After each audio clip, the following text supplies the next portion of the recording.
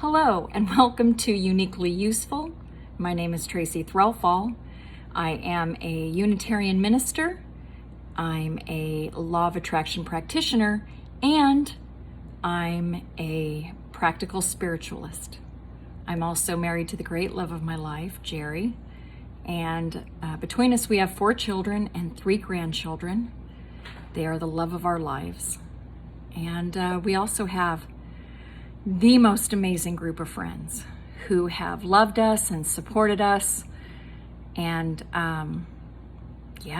so here we are at Uniquely Useful. That term is coined from a book by Alcoholics Anonymous that talks about, and I'm paraphrasing badly here, that our largest mistakes can become our greatest assets. And by having made those mistakes, that makes us uniquely useful. And so that is definitely my experience. I need to tell you that this was not my plan yet. I've been called to do this for years, but I'm always busy, always distracted, always something going on. I learned about the law of attraction in the early 2000s, used it to great effect, built up a wonderful life with my husband, and then negativity creeped in. And I'm going to get into all of that, but what I need you to know is that I was going to wait on this. I was going to wait until the book was written. I was going to wait until I lost 50 pounds. I was going to wait for that perfect moment. Well, and the perfect moment came in this, my second midlife crisis. So 2020 was rough for us all. My girl Erin says that the whole world quieted down so that we could bring up the things that we needed to heal in our individual lives, and that was certainly true for my family. 2020 was bookended by severe emotional heartbreak on both ends, beginning of 2020 and at the end. And completely self-created, all of my own doing, and that's the worst kind. Ugh. When you know it's not them. So yeah, I hit the skids. And then in the meantime, I also accepted a new job that for all intents and purposes, I should have been very successful at. But because of that heaviness and darkness that I carried in me, I was vibrating so low, I was not successful in that position. And 2 weeks, somewhere around the beginning of the month, my girlfriend, Carla, had reached out to me, and she was, "So, how you doing?" And I was, bitch, complain, bitch, vent, bitch. And she said, and it completely shocked me, "Stop it. You've forgotten everything you ever taught me about the law of attraction. Go back, do it again, and look for the good." And the truth of that rang out like a shot. I immediately started delving into YouTube, right here where we're at, of all places, and started feeding my soul again with the law of attraction, with spiritual talks, with recovery-based speakers. I've been a member of the recovery community for a very long time. And and then I got let go from that job. And I have to tell you, it was the best thing. Over the last 2.5 weeks, I have had the space to breathe, to rethink my life, and to create some goals. And I have those now. And so every single day I'm doing something that reaches out towards them. And one of those is reaching out to you here.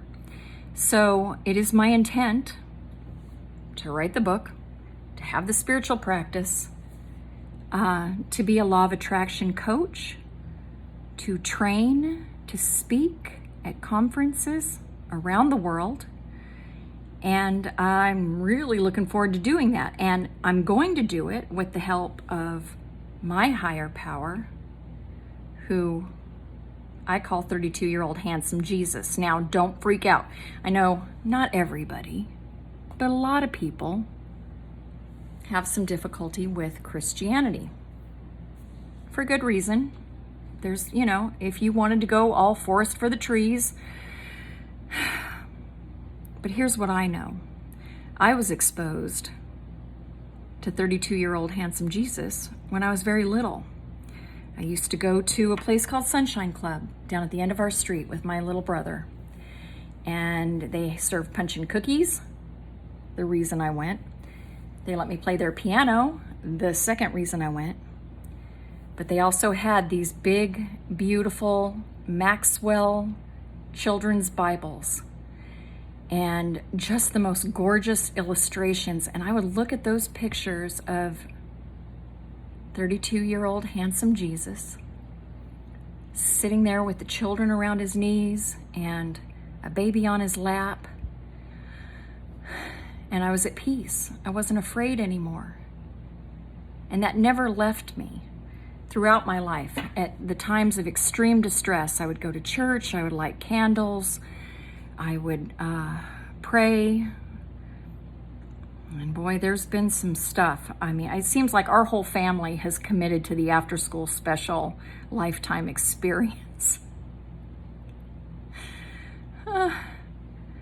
Anyway, fast forward to now. I choose 32-year-old handsome Jesus because I recognize him. I go to the antique mall. It's one of my favorite places. And there's always a picture of him on the wall. And I always know who he is. It never says, "This is Jesus." He appears to us in the way that we see him. And so I actually went yesterday to the antique mall on Elvis Avenue in Sacramento. And I walked around and I saw Last Supper Jesus, which is not the Jesus I was looking for. And I actually found, and I'm going to have to go back and get this, 1972 Singles Fern Bar Jesus. And I swear to God, it was him. Why he was in a 70s single bar, I don't know. But then I turned the corner and I found him. I found the Jesus I was looking for. And it was not 32-year-old handsome Jesus. No, it was not. It was 5-year-old lisping baby Jesus. Isn't he beautiful? And I recognized him immediately. And, I'm 57 years old. I can't see without glasses. And it says on the bottom there, light of the world. But I didn't need to see it. I knew it.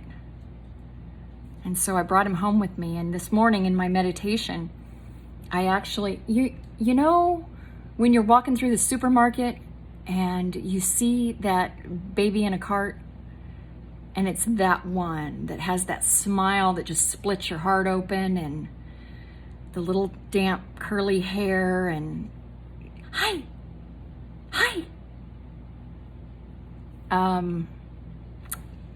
That's who that is. And I had a meditation this morning about walking through the marketplace with a 5-year-old baby Jesus. And I was holding his hand, and it was his marketplace. So, sand, desert, hot. His little curls were all sweaty. And people were walking up to him and patting him on the head. And he smiled, hi, at them, reached up, touched their hand. And for a second, in this meditation, everybody who touched his curls, stroked his cheek, touched his little robe. They forgot that they'd had a fight with their spouse that morning. They forgot that they didn't have enough money to pay their bills. They forgot that they were lonely or depressed or sad in the light of that baby's smile. And so, in the law of attraction, it asks us to ask, believe, and receive. It is important that we know that we have something to communicate with, some faith to place that ask in. And so if you don't have that, A, you can borrow mine, or B, you can use your imagination and create your own, or just have the dialogue with the one you already have. And swing for the fences, because there's only a certain amount of time here. It's all we have. And, I'm 57 years old. I don't want the rest of my life to be memories. For me, the best is yet to come. And so I'm going to explore this law of attraction and other spiritual laws. I'm going to do it with you. I'm going to demonstrate. And I'm meeting you where I'm at. I'm meeting you 50 pounds overweight. I'm meeting you between jobs. I'm meeting you knowing what I really want out of this life and have not had the guts to step up to the plate and swing. That baseball metaphor is for my husband. I'm really glad that you're joining me here for this. If you like this content, please remember to like, subscribe, share it with a friend. I'm going to be creating some TikTok because, that's where the children's are. Oh, I look forward to being your witness. Thank you for being mine, and I will see you next time. Blessings to you.